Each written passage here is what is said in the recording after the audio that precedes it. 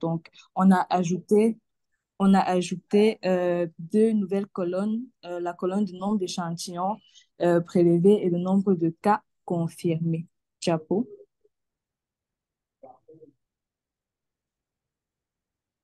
Chapeau.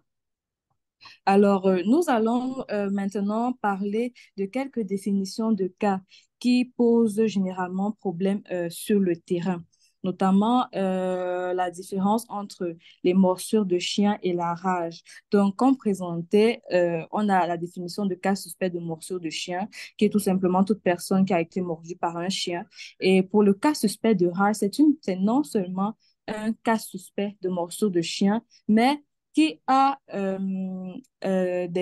émis des symptômes qui sont cités sur cette diapo, des céphalées, douleurs cervicales. Donc, si la condition symptôme n'est pas respectée, alors on ne parlera pas de cas suspect de rage. C'est uniquement lorsqu'on a les symptômes cités comme sur cette diapo qu'on peut parler de cas suspect de rage. Donc, voilà la petite nuance qu'on devra retenir sur les morsures de chien et rage. Nous avons également la même nuance entre les morsures de serpent et les envenimations. Donc, tout cas suspect de morsure de serpent, c'est toute personne ayant eu un contact direct avec un serpent et qui présente des marques cutanées compatibles avec des traces de crochets de ce serpent-là. Et maintenant, envenimation, c'est tout cas suspect de morsure de 5 ans présentant les symptômes.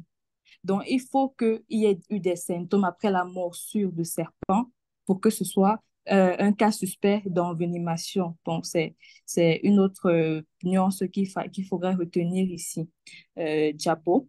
Nous avons également la différence entre cas suspect de COVID, syndrome grippal et cas suspect de SRAS. Donc, le cas suspect de syndrome grippal, c'est tout simplement tous ceux qui font une infection respiratoire aiguë et qui présentent ces symptômes-là. Alors que dans COVID, en fait, c'est un cas confirmé par diagnostic TDR positif ou PCR confirmé à l'infection par le SARS-CoV-COVID-19.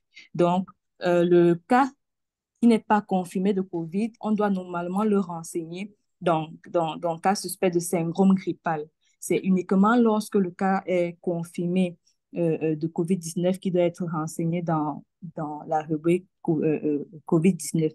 Également, pour le SRAS qui revient beaucoup dans le DHS2, qui est vraiment beaucoup notifié, il faudrait que la définition soit connue de tous parce que normalement, un cas de SRAS, c'est très important. Donc, il faut qu'il respecte tous les quatre points qui sont ici. Donc, un cas suspect de SRAS est toute personne présentant un antécédent de poussée fébrile ou une fièvre consignée. Donc, bref, tous ces critères doivent être respectés pour que ce soit un cas suspect de SRAS. Donc, un cas suspect de SRAS est quelque chose qui doit être notifié immédiatement parce que c'est très important. Et nous, dans la situation de routine, on se retrouve avec des centaines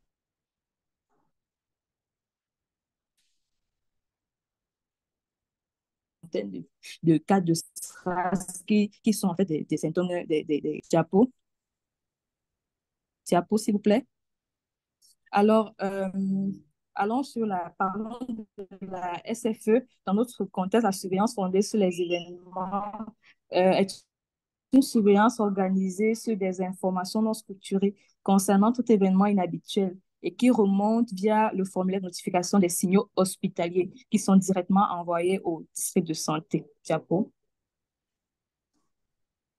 Alors ici, présenté, nous avons la liste des définitions des signaux hospitaliers et des événements auxquels chaque signal peut renvoyer. Donc, à droite, nous avons le code de chaque signal que la formation sanitaire devra envoyer dans le formulaire. Et à côté, les propositions d'événements. Nous allons nous attarder sur quelques définitions de signaux hospitaliers comme la première, deux personnes ou plus présentant une maladie grave similaire dans le même milieu. C'est par exemple dans une informations sanitaires. Vous avez des malades qui viennent de la même zone et qui ont des mêmes symptômes, qui viennent du même lieu de service. Ça, c'est un signal qu'il faudra remonter via le code signal hospitalier numéro 1. Donc, voilà une liste qui n'est pas terminée. Il y a toute une suite qu'on pourra partager dans le chat tout à l'heure. Diapo.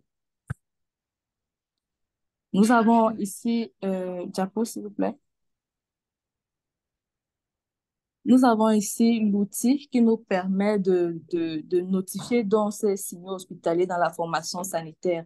C'est un formulaire qui se présente ainsi que suit. Nous avons une partie identification de la formation sanitaire qui doit notifier. Et en bas, nous avons des informations qui concernent le signal que la formation sanitaire doit notifier. Juste la petite précision ici, c'est qu'au niveau de type, nous devons mettre le code qu'on a montré tout à l'heure, donc SH1 si on veut parler de cet événement-là. Donc, il n'est pas question ici que la formation sanitaire écrive littéralement le signal qui veut remonter. Donc, Chapeau, merci pour votre aimable attention. Très bien, merci beaucoup, Madame Efemba, et surtout merci d'avoir tenu dans le temps. Ça me permet même de résumer votre présentation. Nous avons de nouveaux changements en ce qui concerne les ciels épidémiques utilisés par les formations sanitaires, où nous avons ajouté de nouvelles maladies, comme la diphtérie. Nous avons ajouté la répartition des cas et décès selon l'âge et le sexe, ce qui est important pour connaître les groupes à risque. Et nous avons également pris en compte et nous aimerons avoir les données de laboratoire. Donc, la surveillance se fait également en laboratoire. Maintenant, en dehors de ces définitions,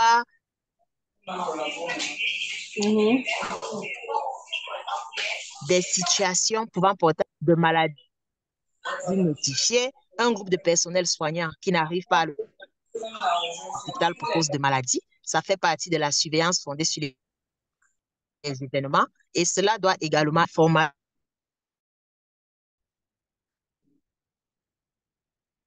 sanitaire, notification qui se fait.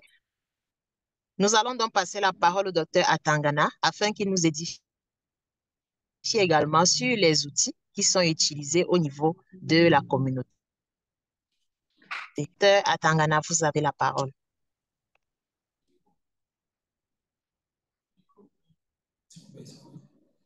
Merci, docteur Lunga, pour la parole donnée. Donc, nous allons tenir, comme cela a été dit, sur la surveillance à base communautaire. Le plan ci-contre va nous permettre d'échanges. Nous allons donner une brève introduction où on va parler brièvement de ce que c'est que la surveillance à base communautaire. Nous allons dire quelque chose sur l'intelligence épidémiologique, relever l'importance de la surveillance à base communautaire et présenter également les défis et perspectives de la surveillance à base communautaire au Cameroun. Et à la fin, nous allons présenter de manière sommaire les outils, notamment les listes de définitions, communiquer les cas, la liste des signaux et événements, ainsi que le cahier de bord de l'agent de santé communautaire. Alors, la surveillance à base communautaire, c'est une collecte organisée et rapide d'informations qui proviennent généralement de la communauté et c'est souvent des symptômes qui renvoient à une maladie ou un risque potentiel pour la santé. Donc, lorsqu'on parle de surveillance à base communautaire, il y a deux démembrements en fonction du type de données ou d'informations qu'on collecte. Nous avons la surveillance fondée sur les événements qui va collecter les signaux, alors que la surveillance fondée sur les indicateurs va se baser sur la définition communautaire des cas pour produire les indicateurs. Donc, et lorsqu'on parle de signal, il s'agit soit d'une donnée ou d'une information qui est considérée par le système d'alerte précoce et de réponse comme présentant un risque potentiel pour la santé humaine. Alors, la définition communautaire d'un cas consiste en 2 ou 3 symptômes généralement qui vont faciliter l'identification d'une maladie spécifique. Quand on parle de surveillance fondée sur les indicateurs, comme Mme Efemba l'a dit tantôt, dans notre contexte, elle utilise les indicateurs produits par des sources formelles bien identifiées. Alors, la surveillance fondée sur les événements, quant à elle, il s'agit de la surveillance organisée des informations qui sont généralement non structurées et qui agressent souvent des événements inhabituels, par exemple au sein de la communauté, puisque nous sommes en train de parler de la SFE dans le cadre de la surveillance à base communautaire. Alors, nous pouvons voir sur ce schéma ce qu'il faut faire en termes de traitement de l'information dans la surveillance communautaire.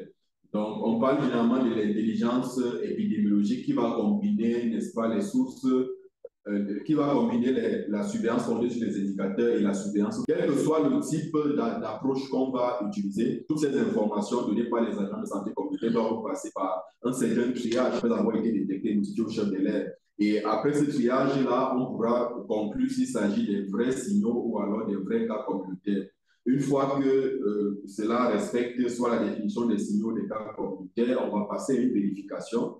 Et si l'événement est vérifié, si le signal est vérifié, il devient un événement et il va faire l'objet de l'évaluation des risques sur le plan local au niveau du district de santé. Et lorsqu'au niveau du district, on estime qu'il s'agit réellement d'une menace à la santé, une alerte précoce doit être donnée à l'échelle supérieure de la pyramide sanitaire pour initier la réponse.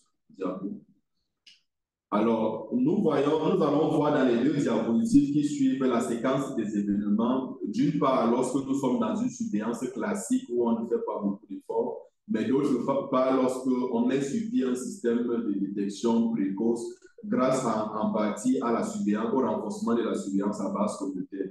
Généralement, il y a un délai entre le cas primaire et le premier cas à consulter dans une formation sanitaire. Et si on reste dans les délais classiques, il y aurait également une certaine durée entre ce premier cas détecté à l'hôpital et le report de ce cas-là au service de surveillance épidémiologique. Et cela va ralentir également le délai de prélèvement et de confirmation des échantillons. Et bien sûr, la réponse, on imagine dans ce cas-là qu'elle viendra tardivement.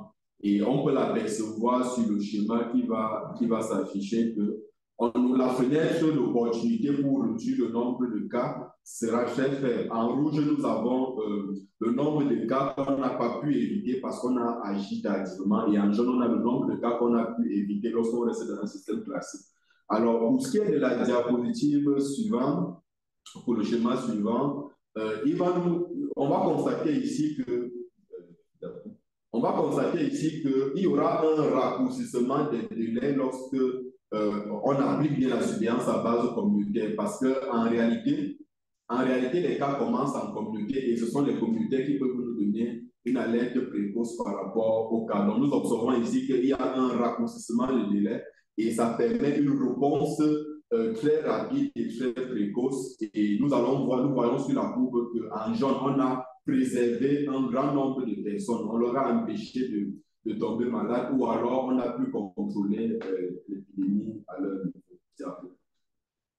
Alors, ayant dit ceci, pourquoi est-ce que nous parlons de la surveillance à base communautaire au Cameroun? C'est parce que c'est un champ qui relève beaucoup de défis. Donc, les majeurs sont une mise en œuvre insuffisante sur le territoire national. Lors de l'évaluation du système de surveillance épidémiologique qui a été fait récemment, on a relevé que ce n'est pas dans tous les districts que cette surveillance-là est vraiment mise en œuvre. Également, il y a plusieurs partenaires qui appuient dans ce sens-là, mais il y a une faible coordination de leurs projets et qui conduit généralement à une multiplicité des outils. Alors, comme perspective, il faut déjà dire que les efforts qui ont été faits par le pays, c'est d'élaborer et finaliser des outils qui vont donc permettre, n'est-ce pas, d'harmoniser le travail fait appuyé par ces différents partenaires-là. Et une autre perspective, c'est la mise en œuvre de cette surveillance à l'échelle nationale. Donc, parlant maintenant des outils, nous avons ici la liste des définitions communautaires des cas. Comme on l'a dit, cela renvoie généralement à une maladie spécifique. On voit par exemple ici la paralysie flasque aiguë, diarrhée à crise aiguë, ainsi de suite. Donc, on a la première colonne qui parlait des codes, et ce sont ces codes-là qui seront rapportés dans le cahier, le carnet de bord de l'ASC. Diapo, c'est la même chose. Diapo. Alors ici, on a la liste des signaux et vous voyez la différence ici, c'est que les signaux sont généralement, vont être, je vais me permettre une expression un peu plus vague, un peu plus, ça va être un peu plus global et généralement, ça va se référer à des événements qui sont inhabituels au sein de la communauté. Et nous avons donc sur la colonne de gauche le code qui serait également rapporté dans le carnet de bord de l'AIC qui sera présenté à la fin. Au milieu, on a les signaux qui sont dans les deux langues et à droite, on a les événements associés. Donc, cette dernière colonne-là est très importante pour les acteurs, par exemple, le chef de l'air et au niveau du bon focal du district de santé parce que lorsqu'ils vont effectuer le triage, la vérification, la sélection de ces signaux-là, ils doivent conclure par le fait qu'il s'agit que ce signal renvoie à une épidémie suspecte, par exemple le choléra, à une épizootie, à une zoonose, ainsi de suite, à une catastrophe, entre autres éléments. Donc, nous avons enfin le carnet de bord de l'ASC. Donc, la partie supérieure, je vais peut-être nous épargner certains détails, mais la partie supérieure nous montre l'identification de la zone où l'information provient. Donc, il y a le code de l'air, il y a le code spécifique à l'ASC, au quartier, et le numéro de téléphone par lequel on peut joindre pour vérifier l'information. Et comme on avait dit, les différents codes qui étaient mis sur les diapositives précédentes, il y a l'espace ici qui est prévu pour les noter. Et il y a bien sûr d'autres informations qu'il faudra noter s'il s'agit par exemple d'une situation qui affecte les humains, combien de personnes sont affectées, quelles sont les caractéristiques de ces personnes en termes d'âge et de sexe. Donc, sur ce, nous vous remercions pour votre aimable attention. Merci beaucoup, Dr. Tangana. Merci d'avoir tenu dans le temps et merci aussi pour cette brillante intervention qui nous parle de la surveillance à base communautaire. Il s'agit aussi pour moi de vous rappeler que d'après l'OMS, plus de 60% des urgences de santé publique qui sont déclarées naissent dans la communauté. Vous comprenez donc l'importance du renforcement de la surveillance en milieu communautaire afin de pouvoir donc détecter tous ces événements-là. Nous devons donc continuer à sensibiliser davantage nos communautés afin qu'elles restent en alerte, qu'elles connaissent non seulement la définition des cas, mais également les différents signaux pouvant constituer une urgence de santé publique.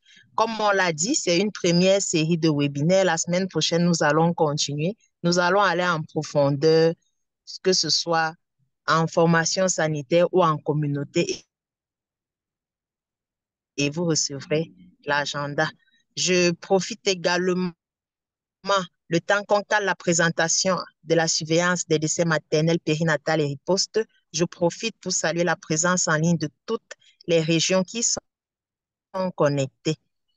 Toutes les régions ont cette plateforme ECHO et devront également continuer à vulgariser les nouveaux outils de surveillance pour l'année 2024 parce que c'est un grand challenge pour nous. Donc, je suis rassurée et je suis honorée d'avoir la présence de ces régions connectées, que ce soit les CEPLE, que ce soit les points focaux surveillance ou les gestionnaires de données. Veillez également, ça c'est une recommandation, poursuivre avec cette initiative de vulgarisation des outils à travers la plateforme ECHO, mais également l'organisation d'autres webinaires sur les priorités de vos régions.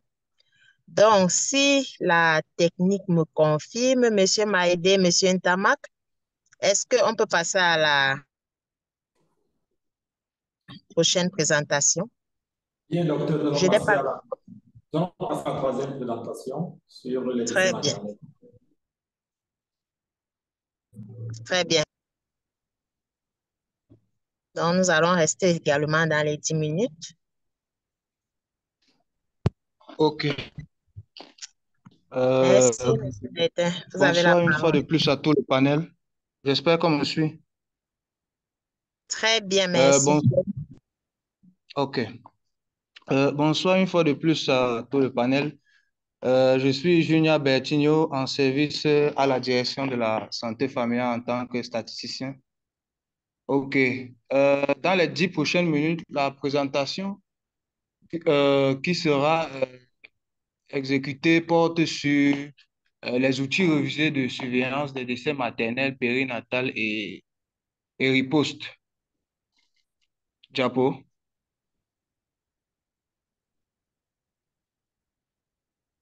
Diapo. Oh, oh. Diapo. OK.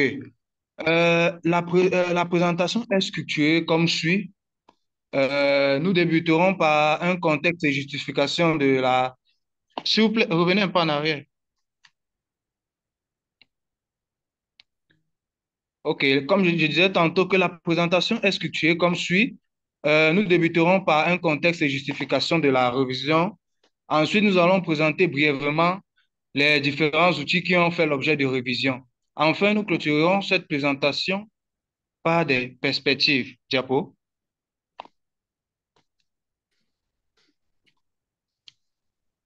Diapo.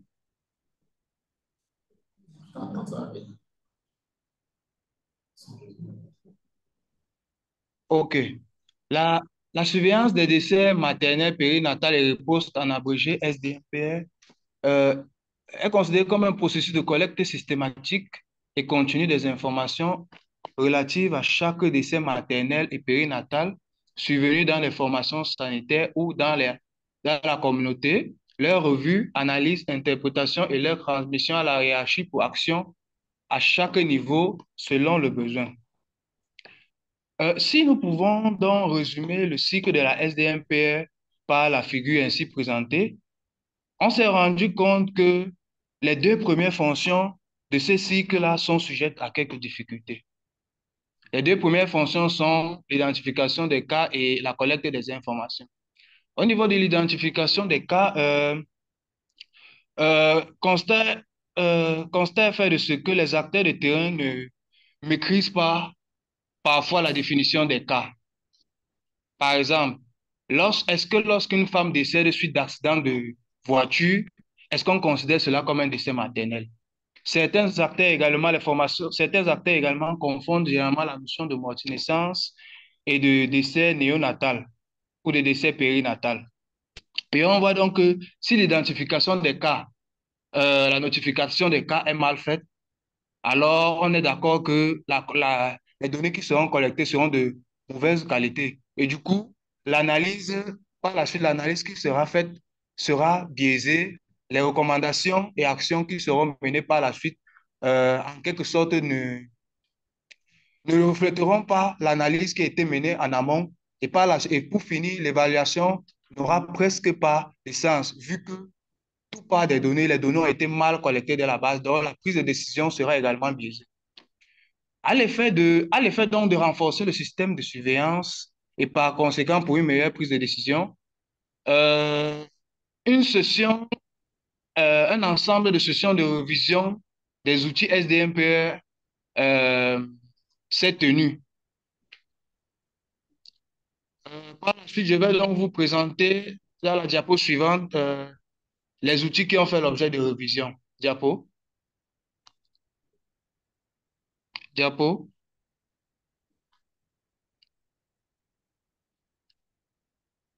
OK, voilà en quelque sorte les 5 outils. Bon, il y en a 6 parce que même le formulaire DHIS, le formulaire des MAPE, a subi quelques modifications pour ce qui concerne la SDMPR. OK, commençons par le premier outil, à savoir la fiche de notification des décès. Comme je l'ai dit tantôt, le cycle commence par l'identification des cas et cela passe notamment par la fiche de notification des décès. C'est une fiche qui permet de répertorier les premières informations. S'il vous plaît, Diapo. La fiche de notification des décès permet de répertorier les premières informations clés sur la survenue des cas de décès. Et la notification se fait en temps, lieu et personne. Cette fiche de 2 pages est structurée en 3 grandes sections, à savoir l'identification, c'est le nom de la FOSA, le lieu de survenue du décès, l'heure de survenue du décès, la date de notification. La deuxième section porte sur les causes présomptives de décès, parce qu'au niveau de la notification, on ne parle pas encore de causes réelles, mais de causes présomptives. Et on a ajouté ce qui a fait l'objet de révision au niveau de cette fiche, c'est notamment l'introduction d'une rubrique pour analyser les points retards. Donc, comme je le disais tantôt, la révision en elle-même a porté principalement sur la modification des champs de renseignement. Donc, on a essayé en quelque sorte de présenter les causes présomptives des décès maternels, que ce soit des morts de naissance ou des décès néonatales, suivant la classification internationale des maladies en abrégé CIM-10. Également, la révision a été également au niveau des items. On a introduit les items pour capter les trois types de retards, à savoir les retards de prise de décision, le retard d'accès à la FOSA et les retards de prise en charge. Diapo.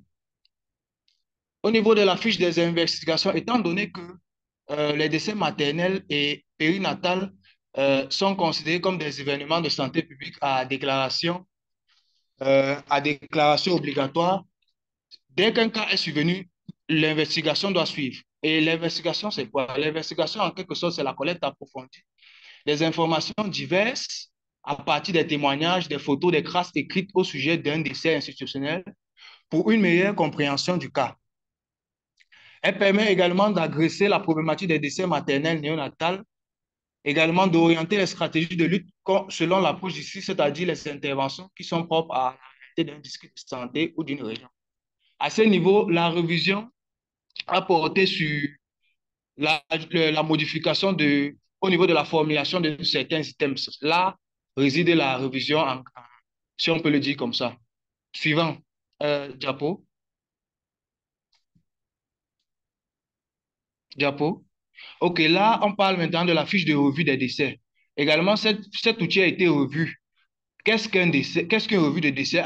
C'est un processus qui consiste à faire l'analyse des facteurs médicaux et non médicaux ayant conduit au décès, l'évaluation des mesures préventives des dits décès, la formulation et la mise en œuvre des recommandations pertinentes pour une réponse efficace. La fiche de revue est structurée, comme vous pouvez le voir au niveau du tableau, que ce soit la fiche de revue des décès maternels, la fiche de revue des morts de naissance et des décès néonatales. Et à ce niveau également, la révision a principalement porté sur la classification des causes et des facteurs contributifs en fonction de la classification internationale des maladies et en fonction également du contexte dans lequel se trouve notre pays. Donc voilà, en quelque sorte, la rubrique qui a fait l'objet d'une révision énergétique. Diapo.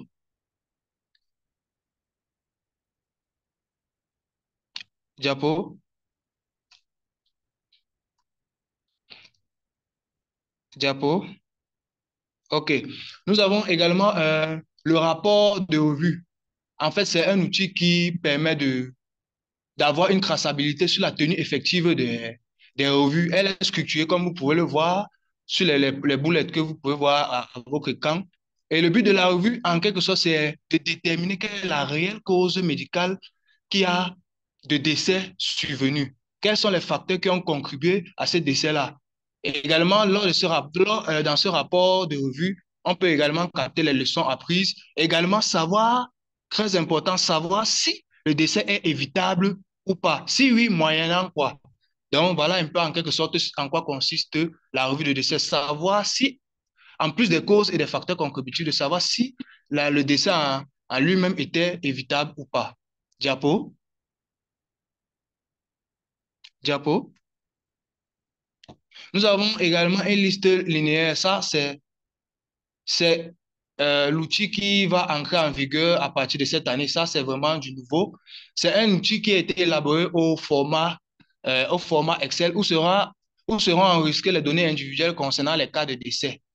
Et c'est une base de données dont les informations proviennent des fiches de notification et des fiches de revue. Donc, cette liste linéaire SDMPL va en quelque sorte faire une sorte de résumé chiffré des fiches de notification et des fiches de revue. Son rôle, à partir de cette liste linéaire-là, on pourra facilement analyser les tendances des cas de décès, avoir une traçabilité même sur la tenue effective des revues des décès et, si possible, ce qui manque beaucoup plus dans le système de surveillance, l'identification des premières causes de décès et des facteurs contributifs liés à ces décès-là. Donc, Diapo. Par la suite, nous allons présenter les perspectives en ce qui concerne la surveillance des décès maternels et périnatales. Nous avons la validation de nos outils, la tradition des outils en langue anglaise la production de ces outils-là, la dissémination des outils au niveau opérationnel, la formation des acteurs à l'utilisation de ces outils. Et nous avons également l'introduction d'un tracker ou d'un event SDMPE dans le DHIS, la formation des acteurs à l'utilisation de ce tracker et l'évaluation du système de santé. Sur ce, merci pour votre aimable attention.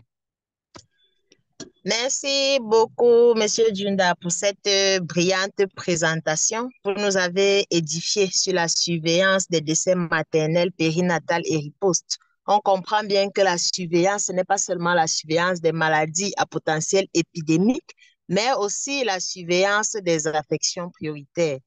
Et la SDMPR reste une préoccupation majeure parce qu'il n'est pas normal pour une femme de mourir en donnant la vie.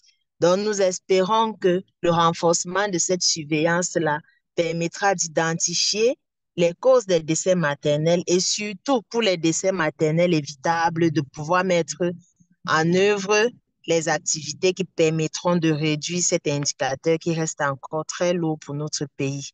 Donc, je vous remercie tous les orateurs. Tour à tour, nous avons vu la surveillance en formation sanitaire en communauté et un clin d'œil à la surveillance des décès maternels, en rappelant qu'aujourd'hui, il s'agissait essentiellement de présenter les outils de surveillance parce que ça commence par la collecte des données sur le terrain. Outils pour certains qui ont subi une révision énergétique, comme dit tout à l'heure par Bertin. Mais on est obligé, si on va avoir des données de qualité, de prendre sur nous et d'actualiser les outils selon aussi la situation épidémiologique. Je vais également remercier ici les partenaires qui nous accompagnent dans la gestion, l'amélioration de la gestion des données et qui sont connectés. Nous avons Sakibou de IPS qui est situé en Afrique. Lui, il est carrément connecté depuis le Togo, mais il nous appuie tous les jours dans l'amélioration de la gestion des données dans le DHIS2.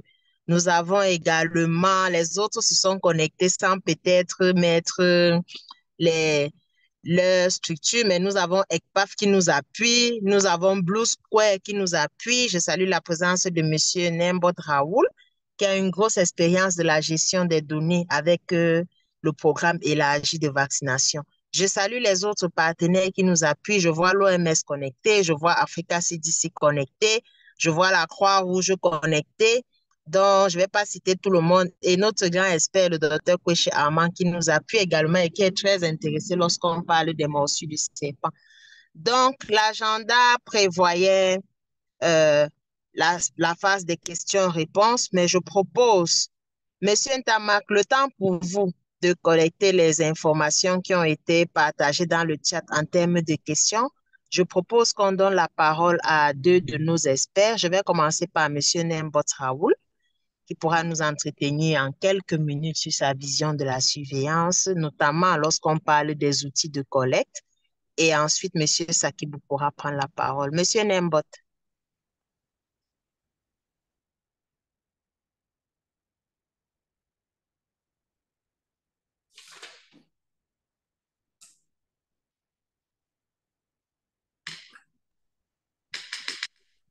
Je ne sais pas si M. Nembot nous entend. Peut-être, Sakibou, vous pouvez commencer.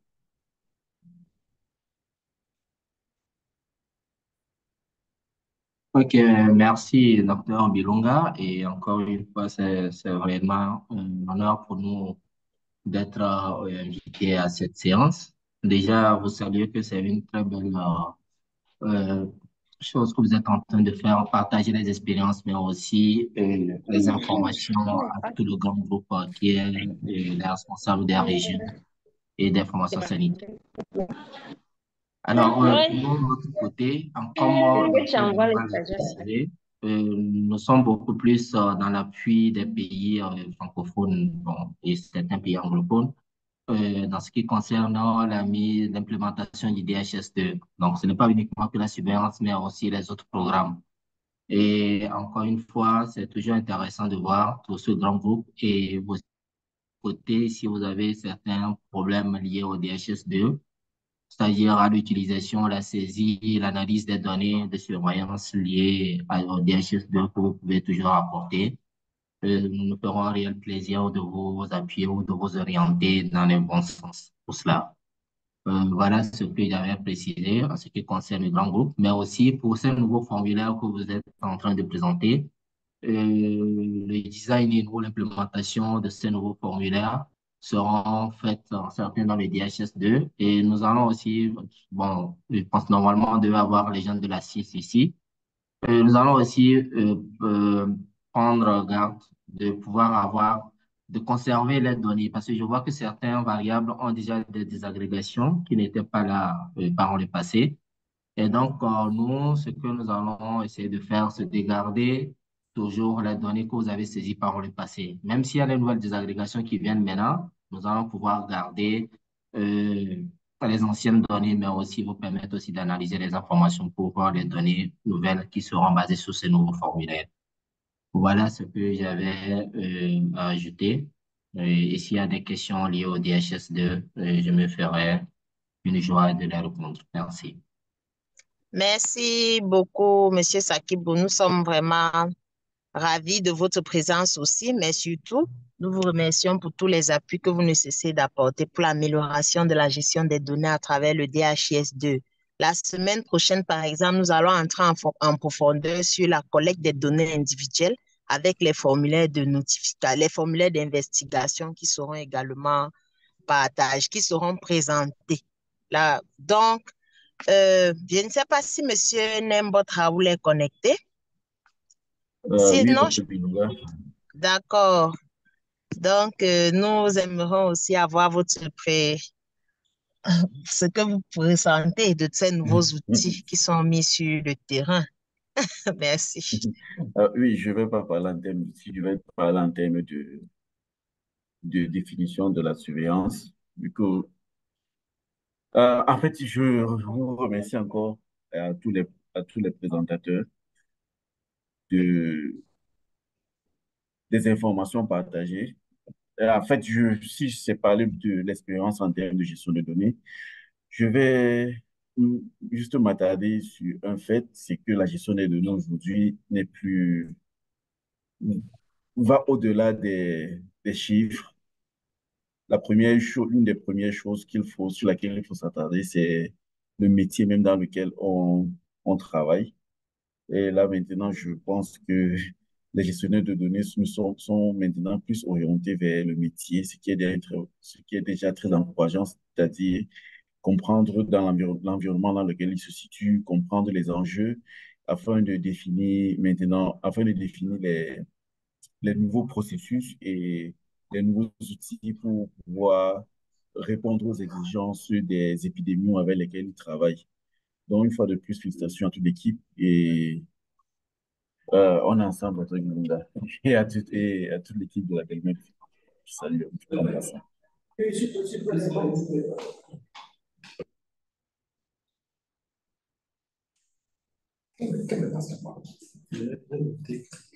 D'accord. Merci beaucoup, Monsieur Nembot. Rassurez-vous, nos experts en gestion de données, vous serez sollicités tout le temps pour nous appuyer lors de ces séries de webinaires-là. Et surtout aussi, ça permet de voir aux régions comment ça se passe, comment est-ce qu'elles peuvent organiser les leurs et également de voir quels sont les experts qu'elles pourront appeler pour intervenir. Donc, je vais passer la parole à M. Ntamak qui va nous résumer les questions du chat et nous prendrons peut-être une ou deux interventions en live. M. Ntamak, vous avez la parole. OK, merci. Merci, Dr. Bilonga, pour la parole donnée. Merci à tous les panélistes, les présentateurs, les experts qui ont pris la parole. Peut-être déjà dire une chose, docteur, si vous le permettez. Comme l'a dit le docteur Bilonga, cette série de webinaires s'inscrit dans la vulgarisation des outils de collecte. Je dirais même des nouveaux outils parce que tout le système a été revu. Il y a eu beaucoup d'innovations. Peut-être l'une des choses qu'il faut savoir, déjà qui part d'un constat, c'est qu'on a eu beaucoup de problèmes en ce qui concerne les parties d'identification sur ce qui est les formulaires que nous avons élaborés par le passé. Et je rejoins ce qui a été fait et dire qu'aujourd'hui, avec la DSF, si vous regardez bien, la partie identification pour ce qui est des formulaires cette partie a été harmonisée avec ce qui se fait dans les outils de collecte de données de surveillance. Vraiment, ça, c'est une grande innovation. Et ça n'a pas été dit, il faudrait quand même le préciser ici. Lorsque nous avons travaillé avec la DSF, on s'est arrangé à avoir harmonisé la partie d'identification des cas, que ce soit l'identification du patient, l'identification de l'information sanitaire, tout cela pour rentrer dans l'optique d'harmoniser le code ID, le code d'identification individuelle des patients. Donc ça, c'est quelque chose que nous avons. Et puis, on dit encore merci ici à tous ceux qui sont prêtés au jeu. Alors, pour ce qui est des questions, il faut dire que la majeure partie des questions portaient sur l'accès aux présentations. Là, il faut dire que les réponses ont été données dans le chat. Monsieur Maïdé vous a partagé un lien qui va vous permettre d'abord de vous inscrire, ça c'est l'une des choses. Vous inscrire dans la plateforme et puis vous allez trouver toutes les présentations là-bas. Certains outils de définition des cas et même les outils de collecte ont été introduits dans la plateforme. Donc, vous allez tout retrouver à l'intérieur. Alors, maintenant, pour ce qui est des questions aux panélistes, Madame Efeba, il a été demandé à Madame Efeba, parlant de l'avénimation, dont on restreint l'avénimation aux morsures de serpents uniquement, quand on sait qu'on a d'autres animaux qui causent aussi des morsures, des morsures et aux avénimations, pour le dire ainsi. Ça, c'est une des questions concernant la première présentation de Mme Efeba. Une autre question concernant la deuxième présentation du docteur Atangana était de savoir quelle est la différence pratique entre la SFE et la SFI. Donc, ça, c'est une question qu'on a retenue dans le chat pour le docteur Atangana. Alors, une troisième question aussi concernant la deuxième présentation du docteur sur la présentation du docteur Atangana. À quel moment estime-t-on qu'il y a une menace sur la communauté ou qu'il est temps d'agir? À quel moment estime-t-on qu'il y a une menace dans la communauté et à quel moment il est temps d'agir? Ça, c'est concernant la SFI et la SFE. Je pense qu'on peut d'abord prendre ces deux questions, le temps de recueillir les autres questions qui nous parviennent à l'instant. Merci, Dr. Binta. Très bien, merci, M. Ntamak, pour ce travail. Madame Efemba, vous avez la parole en 2 minutes. Merci pour la parole donnée. Merci pour la question. Alors, s'agissant de pourquoi restreindre les envenimations juste aux morceaux de serpent, je tiens à préciser que dans le formulaire mappé que vous allez retrouver dans le chat, il y a la partie juste en bas qui renvoie à autres événements. Parce que des envenimations de scorpions, par exemple, sont quelque peu rares, mais on a la possibilité, s'il y a eu des symptômes d'envenimation et qu'on considère que ce sont pas il n'y a pas eu morsure de serpent avant, on peut renseigner cette envenimation-là dans autres événements à préciser. Mais dans notre routine habituelle au Cameroun, il est très rare de voir des envenimations venant de scorpions ou autres. Mais on a laissé la possibilité dans le formulaire et dans le DHS2 de renseigner la partie autres événements. Donc, voilà ce que je peux dire par rapport à cette question. Merci à vous. Merci beaucoup, Madame Efemba. C'est dit que les envenimations par d'autres animaux sont possibles du moment où il y a eu introduction de venin chez l'individu. Et à ce moment-là, vous avez effectivement la colonne qui vous a été, la ligne dédiée à cet effet. Docteur Atangana, nous remercions également les participants pour ces questions assez intéressantes. Et je crois que certaines questions même feront l'objet de tout un webinaire. Donc, docteur Atangana, je vous laisse développer sur la question en 3 minutes. Ok, merci, docteur Bidiba, pour la parole donnée. Merci également à ceux qui ont posé la question. Ça veut dire qu'on a suivi les présentations. Alors, peut-être pour bien expliquer la différence entre la surveillance fondée sur les indicateurs et la surveillance fondée sur les événements, ça pourrait faire l'objet d'un autre webinaire, comme on a dit, mais certainement la personne veut une compréhension pratique.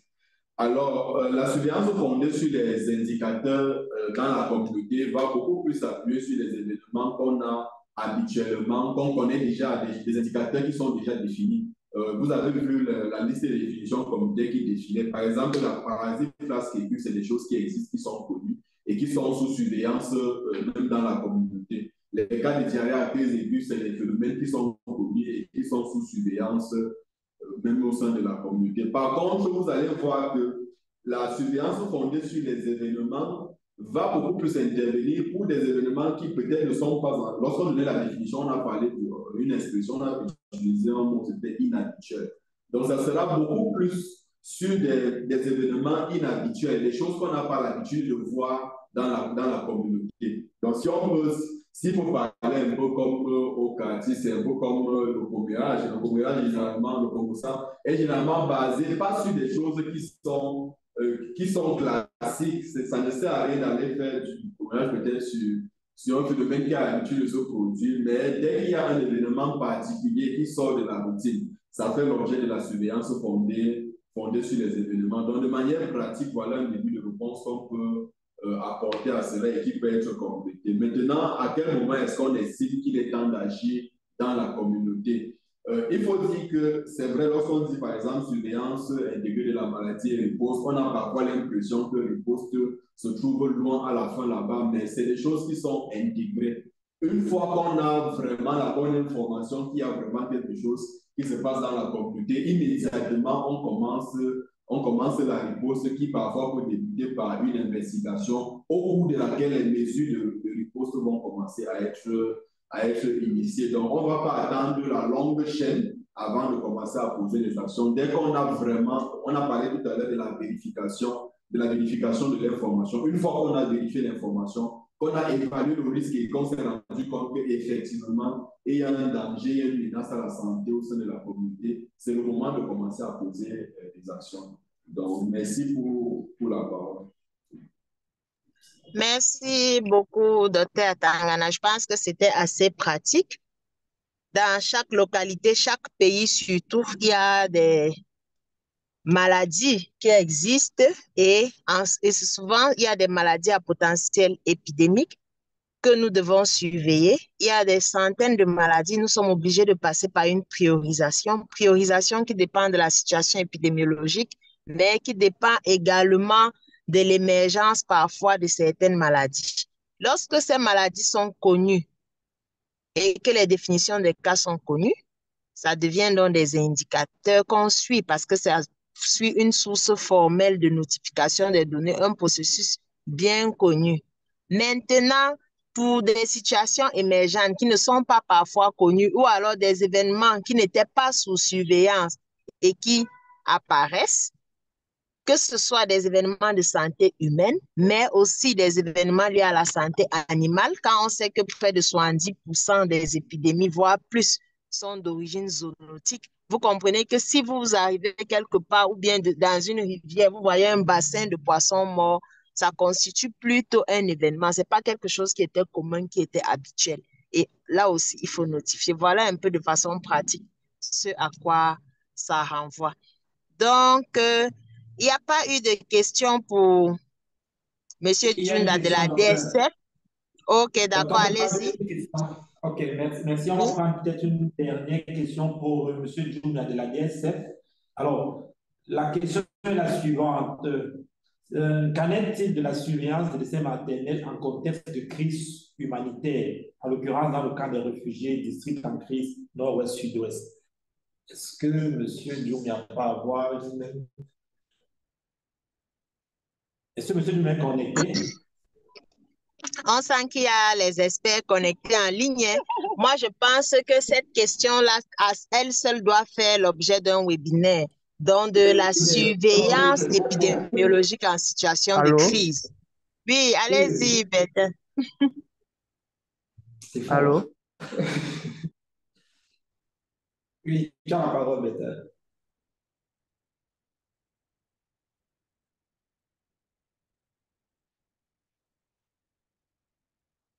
Docteur Bilonga, nous avons une main levée. Victorine dit Alors, quoi? Oui, Bertha, allez-y.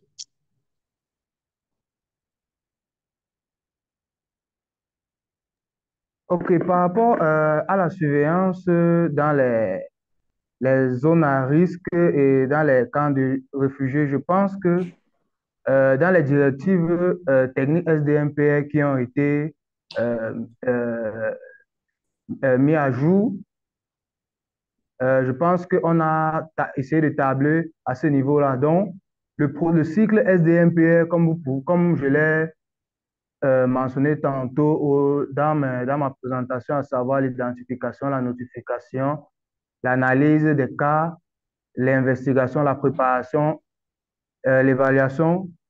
Ce process sera également pris en considération au niveau des camps de réfugiés. Donc voilà ce que je peux dire par rapport à cette question. Le process ne change pas en fait.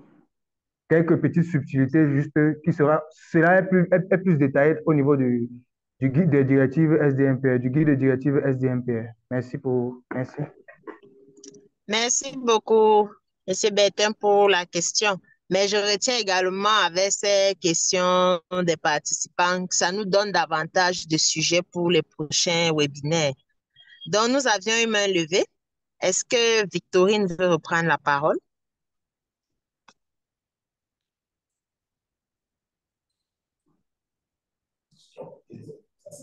Non, apparemment, ça va. Docteur Kweshe-Amang?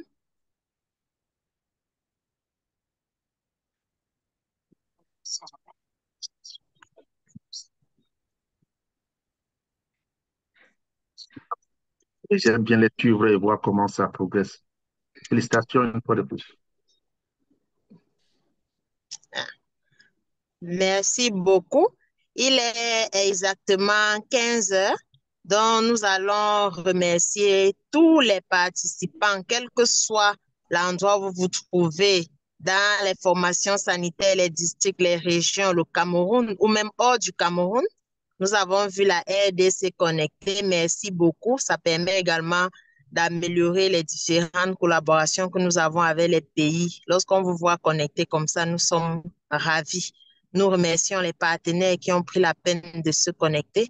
Nous vous donnons rendez-vous jeudi prochain à la même heure pour continuer avec cette série de webinaires. Entre-temps, vous avez les liens, que ce soit du centre des opérations des urgences pour avoir accès aux outils qui ont été partagés ou alors même sur la plateforme ECHO lorsque vous vous êtes inscrit. Je vais donner un merci particulier à nos orateurs du jour, à nos experts du jour, mais également à toute l'équipe de gestion des données de surveillance sur toute l'étendue du territoire. Nous aurons de nouveaux orateurs la semaine prochaine, un nouveau sujet. Restez connectés et vous ne serez pas déçus. Bonne fin de journée à tous. Merci, docteur. Merci. Merci. Merci. Bye. Merci. Merci. Au revoir. Merci. Bye bye. Merci, bonne fin de journée. Merci. Merci. Merci. Oui, merci, docteur Bilonga. Merci à